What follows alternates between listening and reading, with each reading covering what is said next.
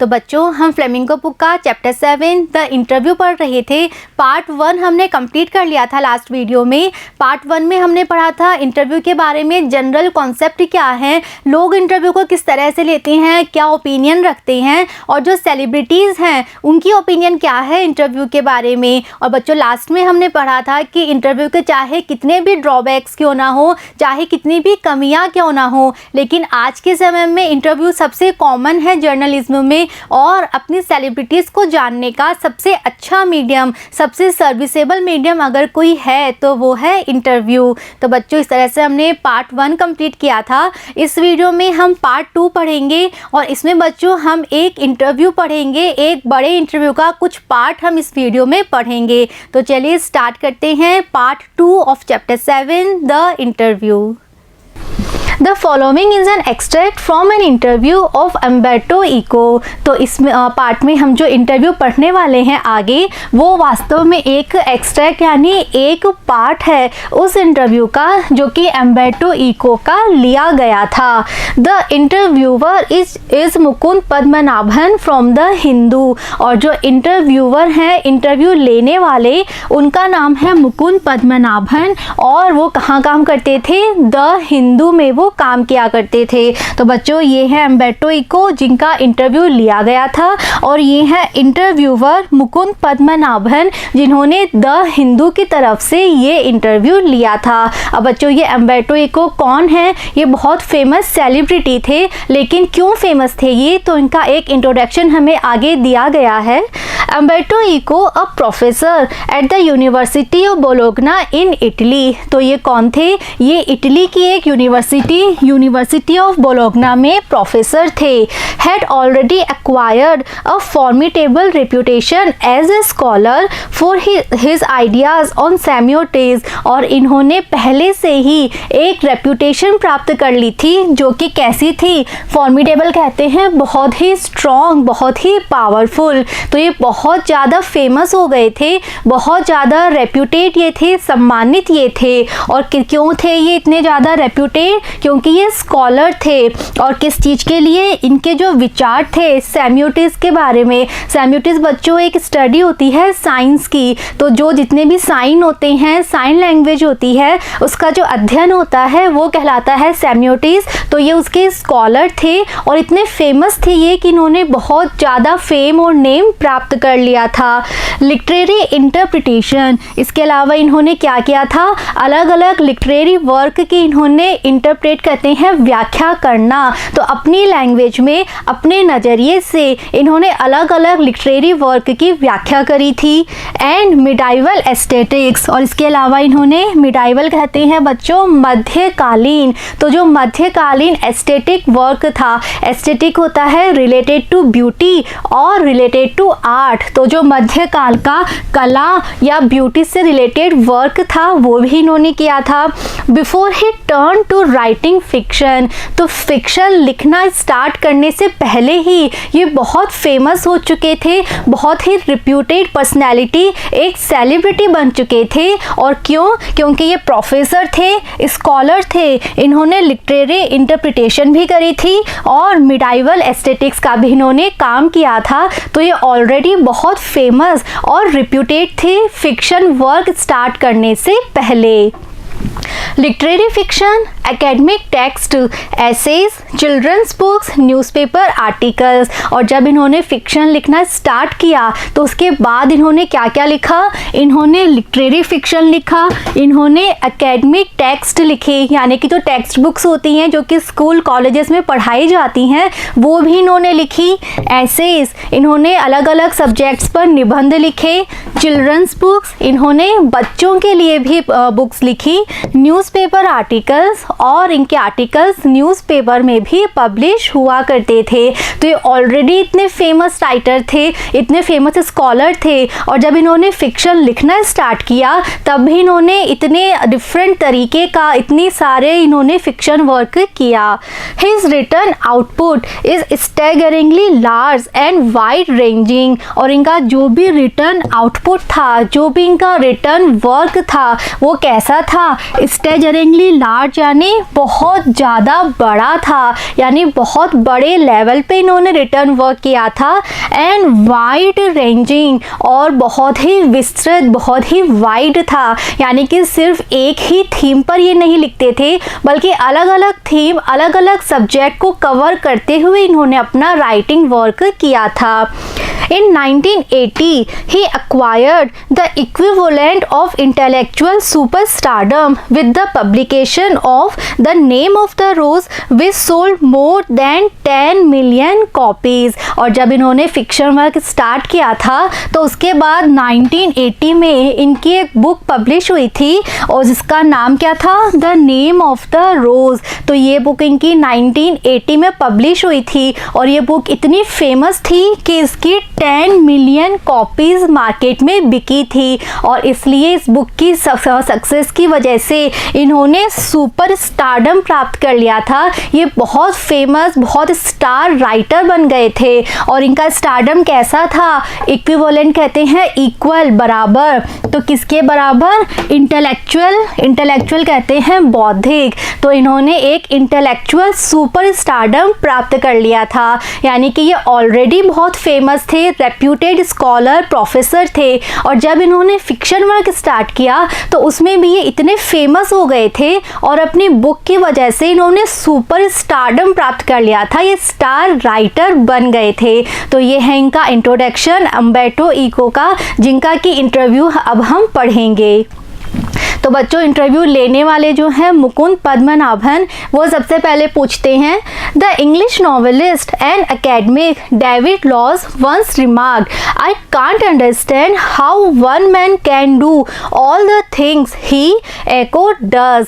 तो जो मुकुंद पद्मनाभन हैं वो एक राइटर थे, डेविड लॉज, उनकी एक कोट यहाँ पर लेते हैं। वो कहते हैं कि डेविड लॉज ने एक बार कहा था, और डेविड लॉज कौन थे, एक इंग्लिश नॉवेलिस्ट और इंग्लिश एकेडमिक थे। तो उन्होंने एक बार अम्बर्टो इको के बारे में कहा था कि मैं समझ नहीं पाता कि एक अकेला व्यक्ति इतने सारे काम एक साथ कैसे कर लेता है। हमने पढ़ा था अभी पहले इनके इंट्रोडक्शन में कि ये एक स्कॉलर भी थे, प्रोफेसर भी थे, नॉवेल्स भी लिखते थे, आर्टिकल्स भी लिखते थे, चिल्ड्रन बुक्स भी लिखा करते थे, तो इतने सारे काम किया करते थे। तो डेविड लॉज ने भी यही बात कही थी कि मैं नहीं समझ पाता कि एक अकेला व्यक्ति इतने सारे काम कैसे कर लेता है। अम्बर्टो इको, तो अम्बर्टो इको ने इस बात का रिप्लाई देते हुए कहा, maybe I give the impression of doing many things. तो उन्होंने कहा कि हो सकता है मुझे देखकर लोग ऐसा समझें कि मैं बहुत सारे काम कर रहा हूँ, but in the and I am convinced I am always doing the same thing. तो उन्होंने कहा कि हो सकता है लोगों के मन में ये धारणा हो, ये विचार हो कि मैं एक समय में बहुत सारे डिफरेंट काम कर रहा हूँ, लेकिन मैं खुद इस बात से कन्विंस्ड हूँ, मैं खुद ये बात एक्सेप्ट करता हूँ कि मैं अलग अलग डिफरेंट काम नहीं करता, बल्कि एट ऑफ द एंड मैं सेम चीज़, मैं एक ही काम करता हूँ। मुकुंद विच इज़, तो मुकुंद ने पूछा कि अगर आप एक ही काम करते हैं तो वो एक काम क्या है। Umberto Eco, now that is more difficult to explain. तो अम्बर्टो इको ने कहा कि ये बात एक्सप्लेन करना तो बहुत ही डिफ़िकल्ट है कि वो एक काम क्या है। I have some philosophical interests and I pursue them through my academic work and my novels. तो उन्होंने आगे कहा कि मेरे अपने कुछ फिलोसॉफिकल इंटरेस्ट हैं, यानी मेरे अपने कुछ दार्शनिक विचार हैं, मेरे अपने कुछ बिलीफ, कुछ ओपिनियंस हैं, और मैं जितना भी एकेडमिक वर्क करता हूँ, जितने भी नॉवेल्स लिखता हूँ, तो उन सब में मैं अपने उन्हीं फिलोसॉफिकल इंटरेस्ट को परस्यू करता हूँ, यानी फॉलो करता हूँ। तो उन्होंने कहा कि मेरे कुछ अपने बिलीफ हैं, मेरी अपनी कुछ फिलोसॉफिकल इंटरेस्ट हैं, और मैं जो भी काम करूँ उसमें मैं उन्हीं इंटरेस्ट को फॉलो करता हूँ। Even my books for children are about non violence and peace. तो उन्होंने कहा कि जो बुक्स मैंने बच्चों के लिए लिखी हैं वो भी किस बारे में है, नॉन वायलेंस, अहिंसा के बारे में है, और पीस, शांति के बारे में है। You see the same bunch of ethical philosophical interest. तो उन्होंने कहा कि यहाँ तक कि जो बुक्स मैंने बच्चों के लिए लिखी हैं उनकी थीम भी है कि वो अहिंसा और शांति के बारे में है। तो तुम देख सकते हो कि उन बुक्स में भी मैंने अपने उन्हीं इंटरेस्ट को फॉलो किया है, जो कि इंटरेस्ट कैसे हैं, इथिकल कहते हैं नैतिक, और फिलोसॉफिकल यानी दार्शनिक। तो उन्होंने कहा कि मेरे अपने कुछ इंटरेस्ट हैं, मेरे अपनी कुछ बिलीव्स और ओपिनियंस हैं, और मैं जो भी राइटिंग वर्क करता हूँ उन सब में मैं उन्हीं इंटरेस्ट को फॉलो करता हूँ। And then I have a secret. तो आगे वो अपनी बात एक्सप्लेन करते हुए कहते हैं कि इसके अलावा मेरे पास एक सीक्रेट है। Did you know what will happen if you eliminate the empty spaces from the universe. तो वो कह रहे हैं कि क्या तुम्हें पता है कि अगर जितना भी एम्प्टी स्पेस है इस पूरे यूनिवर्स में, उस एम्प्टी स्पेस को अगर हम एलिमिनेट कर दें, अगर हम हटा दें, तो क्या होगा। Eliminate the empty spaces in all the atoms. तो बच्चों हमें पता है कि पूरा यूनिवर्स छोटे छोटे एटम्स, छोटे छोटे परमाणुओं से बना है। तो उन्होंने कहा कि सभी एटम्स के बीच में बहुत सारा एम्प्टी स्पेस है। तो अगर सारे एम्प्टी स्पेस को अगर हम हटा देंगे तो क्या होगा। The universe will become as big as my fist. तो उन्होंने कहा कि अगर इस सारे एम्प्टी स्पेस, इस सारी खाली जगह को हम हटा देंगे तो ये पूरा यूनिवर्स, ये पूरा ब्रह्मांड सिर्फ इतना ही बड़ा रह जाएगा जितना कि मेरी एक मुट्ठी में समा जाए। तो उनका कहने का मतलब ये है कि इस पूरे यूनिवर्स में जितने एटम्स हैं उससे बहुत ज़्यादा उनके बीच में एम्प्टी स्पेस है। इतना ज़्यादा एम्प्टी स्पेस है कि अगर हम सारा एम्प्टी स्पेस हटा दें तो पूरा यूनिवर्स तो सिर्फ एक मुट्ठी में समा जाए, इतना ही बड़ा है। Similarly we have a lot of empty spaces in our lives. तो उन्होंने आगे एक्सप्लेन करते हुए कहा कि उसी तरह से हम सबकी लाइफ में भी इसी तरह एम्प्टी स्पेस है।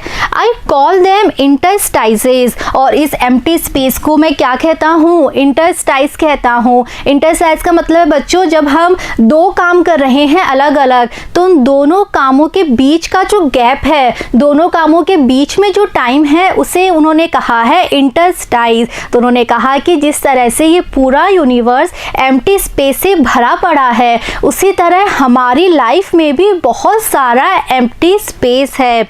Say you are coming over to my place. तो आगे वो एक एग्जाम्पल के थ्रू अपनी बात समझा रहे हैं। वो कह रहे हैं मुकुंद पद्मनाभन से कि चलो तुम सपोज करो कि तुम मेरे घर आए हो मुझसे मिलने। You are in an elevator and while you are coming up I am waiting for you. तो उन्होंने कहा तुम मेरे घर आए हो और तुम एलिवेटर यानी लिफ्ट से तुम ऊपर आ रहे हो, और मैं ऊपर वाली फ्लोर पे अपने घर में मैं तुम्हारा वेट कर रहा हूँ। This is an interstice. और यही एक खाली समय है, यानी कि मैं सिर्फ खड़ा हुआ, मैं सिर्फ अपने घर में तुम्हारा वेट कर रहा हूँ और तुम लिफ्ट में हो, तुम नीचे से ऊपर आ रहे हो। तो मैं जो तुम्हारा वेट कर रहा हूँ वो एक्चुअल में मेरा फ्री स्पेस है, मेरा एम्प्टी स्पेस है। एन एम्प्टी स्पेस, तो वो मेरे लिए मेरा इंटरस्टाइस है, मेरा एम्प्टी स्पेस है। I work in empty spaces. तो उन्होंने कहा कि मैं इसी तरह के एम्प्टी स्पेसेस में काम करता हूँ।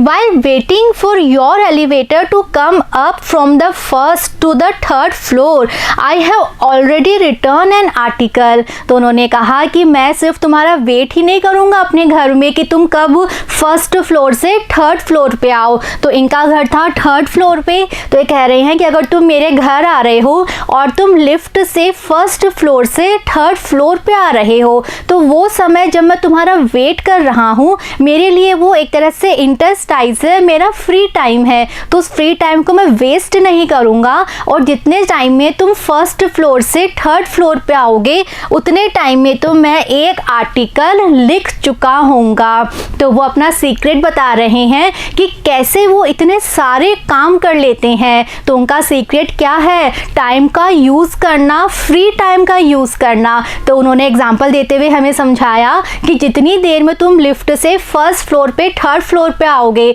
तो मैं सिर्फ तुम्हारा वेट नहीं नहीं कर रहा, उतनी देर में तो मैं एक आर्टिकल भी लिख चुका हूँगा। तो वो हंसते हुए अपनी बात समझाते हैं कि कैसे उन्हें टाइम मिलता है इतने सारे काम करने का और किस तरह से वो अपने फ्री टाइम का यूटिलाइज करते हैं, उसका सदुपयोग करके वो इतने सारे काम कर पाते हैं। Mukund, not everyone can do that of course. तो जब मुकुंद ने ये बात सुनी तो उन्होंने कहा कि जिस तरह से आप अपने फ्री टाइम का यूज़ करते हैं हर कोई व्यक्ति ऐसा नहीं कर पाता।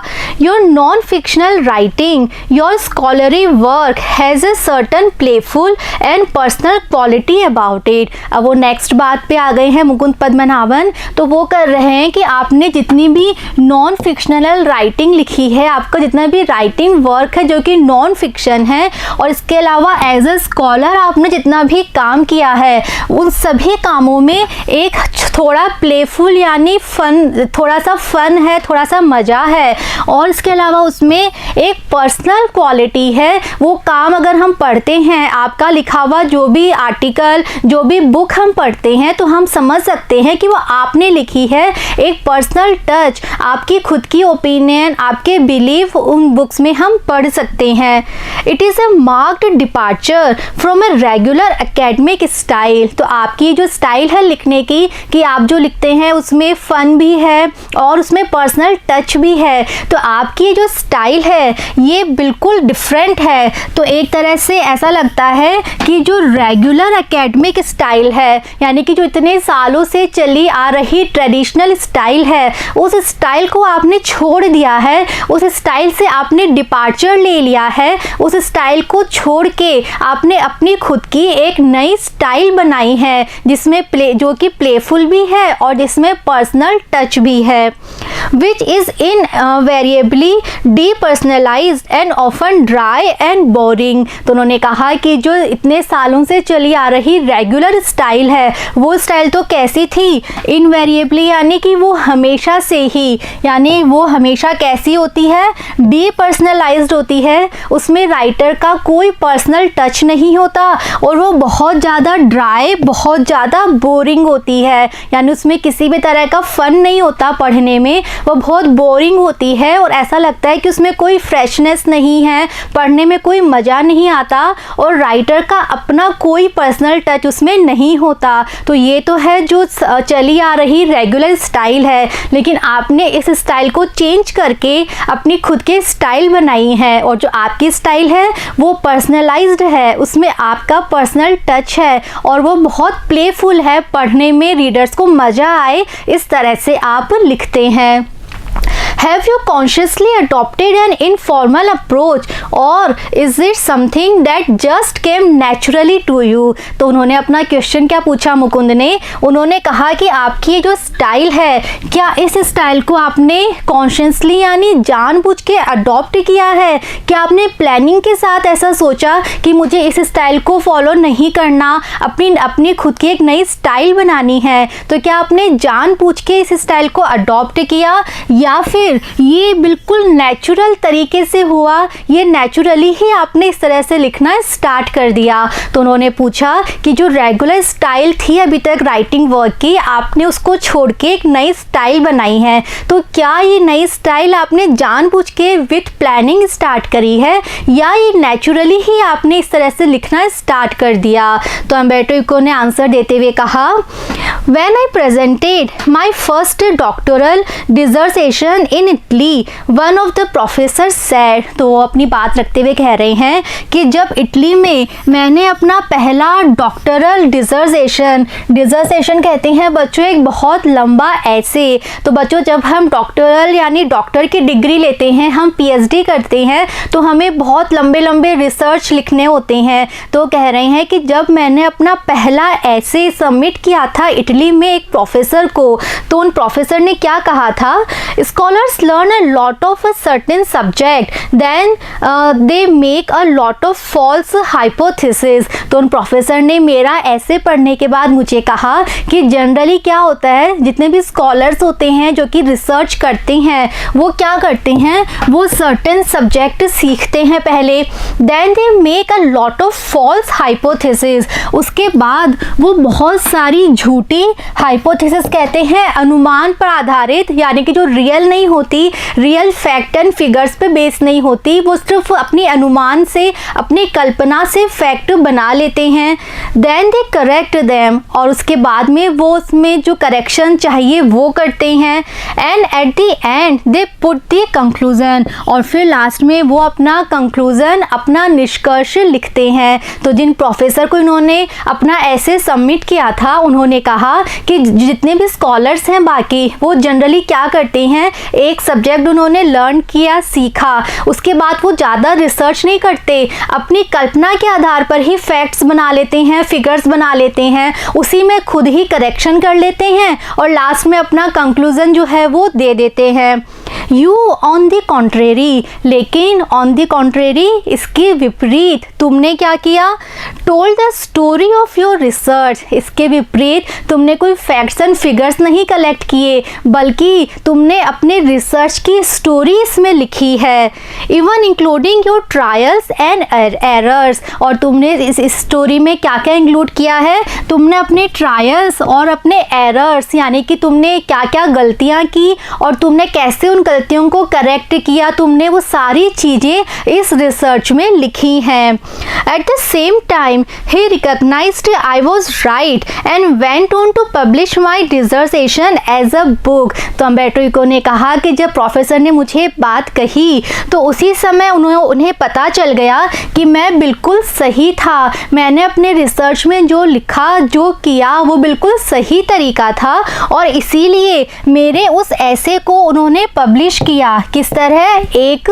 बुक के रूप में। तो कह रहे हैं कि मैंने जब पहली बार अपना ऐसे सबमिट किया था तो प्रोफेसर ने मुझे ये कहा कि बाकी सब तो ऐसे करते हैं, लेकिन तुमने बिल्कुल अलग काम किया है, तुमने अपनी ट्रू रिसर्च की स्टोरी इसमें लिखी है जो कि बिल्कुल सही है। और उन्होंने मेरे उस ऐसे को एग्री किया, उसको एक्सेप्ट किया और फिर उसे एक बुक के रूप में पब्लिश भी किया।